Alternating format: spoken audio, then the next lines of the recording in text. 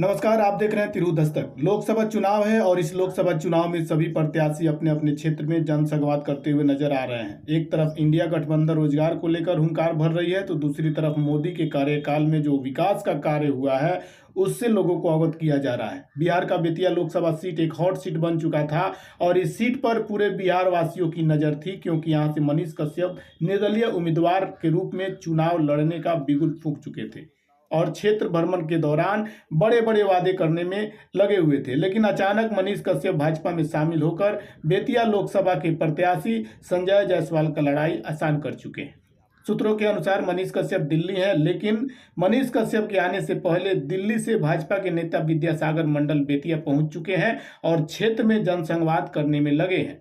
विद्यासागर मंडल क्षेत्र में जाकर 30 अप्रैल को संजय जायसवाल के नामांकन में शामिल होने के लिए लोगों को आमंत्रित ही नहीं, बल्कि संजय जायसवाल फिर से सांसद बने, इसके लिए जनसंवाद के जरिए क्षेत्र में मेहनत करने में लगे। जैसे कि लोकसभा चुनाव चल रहा है, पूरे देश भर में उत्साह और उमंग है, लेकिन चूंकि गर्मी बहुत ज़्यादा है, धूप भी बहुत कड़ी है, तो लोग घर से बाहर नहीं निकल पा रहे हैं।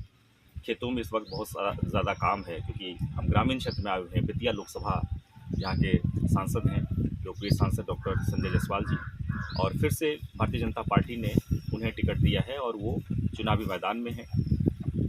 चूँकि ज़मीन से जुड़े हुए हैं, लोगों के बीच उनकी जो कनेक्टिविटी है वो बहुत ज़्यादा है, इसलिए जहाँ भी हम जा रहे हैं तो उनके बारे में लोग बहुत ही अच्छी राय रखते हैं, अच्छी बातें कर रहे हैं। उनका विकास भी दिख रहा है बेतिया में। लेकिन इन सब के बावजूद एक जिम्मेदारी है हम लोगों की कि हर बस्तियों में जाकर उनके बीच बैठना।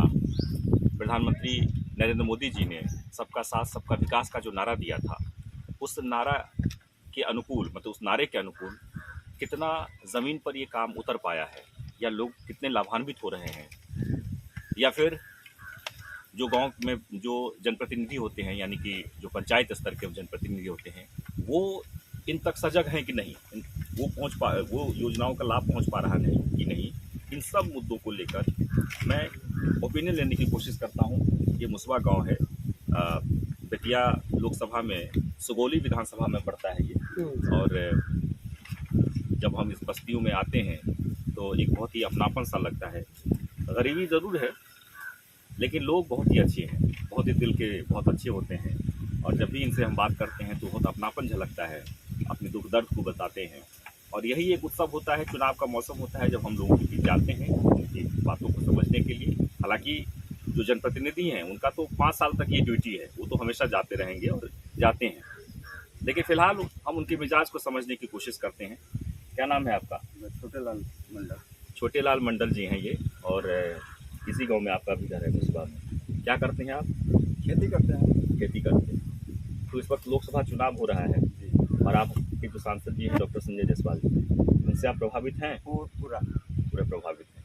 अच्छा, कभी उनसे मुलाकात हुई है? अभी हुआ है, हर हमेशा होता है उनके। हमने भाजपा का मेन।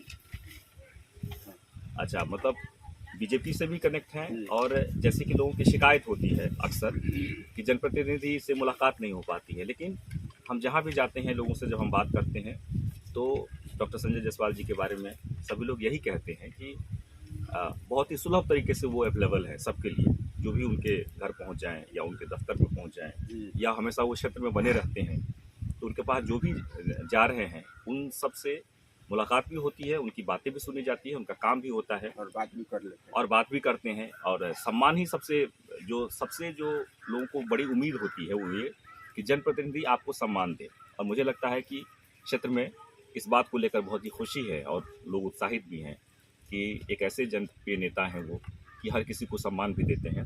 इसलिए मुझे बहुत ज़्यादा लोगों को कन्विंस करने की ज़रूरत नहीं है, यहाँ तो पहले से ही कन्विंस्ड हैं सब लोग, और प्रधानमंत्री नरेंद्र मोदी की योजनाओं को लेकर बहुत ही लाभान्वित हैं। लेकिन इसके बावजूद भी हमें अच्छा लगता है बात करने में। आपका क्या नाम है? संजय कुमार मंडल। संजय कुमार मंडल। ये आप बताएं कि यहाँ पर इस गांव में कितने लोग हैं? यहाँ इस गांव में 1700 लोग हैं। तो सबका क्या मिजाज है? यहाँ 50% से ज़्यादा बीजेपी लोग हैं और बाकी दलों के लोग।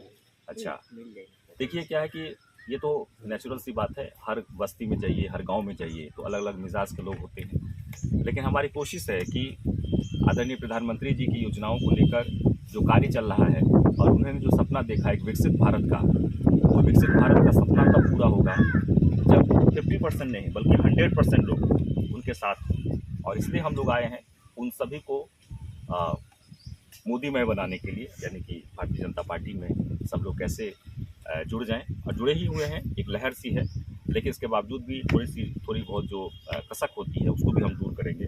यहाँ पर मुख्य रूप से क्या खेत काम करते हैं लोग, आप लोग? गेहूँ का, धान का, मक्का, मक्का का। तो बढ़िया चल रहा है सब? हाँ चल तो रहा है, लेकिन थोड़ा साधन कमजोर है, लाइन का और पानी का संसाधन नहीं है, साधन नहीं, यानी बिजली भी कम है और पानी भी नहीं है। पानी का भी विकास भी कम। अच्छा, चलिए ठीक है, हम ज़रूर आपकी जो समस्याएं हैं उन समस्याओं को लेकर यहाँ के जनप्रतिनिधि से हम बात करेंगे, और हम उम्मीद करते हैं कि जल्द से जल्द आपकी समस्याओं का समाधान हो। क्योंकि जब तक गांव मजबूत नहीं होगा, किसान मजबूत नहीं होंगे, देश मजबूत नहीं हो सकता है। और इसलिए हमारी जो कोशिश है वो ये कि गांव में रहने वाले लोग सबसे पहले सुखी हों, क्योंकि कहा जाता है कि भारत की आत्मा गांव में बसती है। तो ये सब जो लोग हैं, इन्हीं से एक देश बनता है, और यही लोग देश को मजबूत करते हैं अपने कर्मों से, अपने काम से, अपने वोट से। तो आगे हम फिर चलेंगे अगले बस्तियों में, और वहाँ भी हम लोगों के मिजाज को समझने की कोशिश करेंगे। फिलहाल बहुत शुक्रिया आप सबको। मैं बेतिया में हूँ इस वक्त, और मेरी कोशिश है कि बेतिया में अधिक से अधिक गाँव पंचायत में जा कर के लोगों से मुलाकात करूँ। धन्यवाद।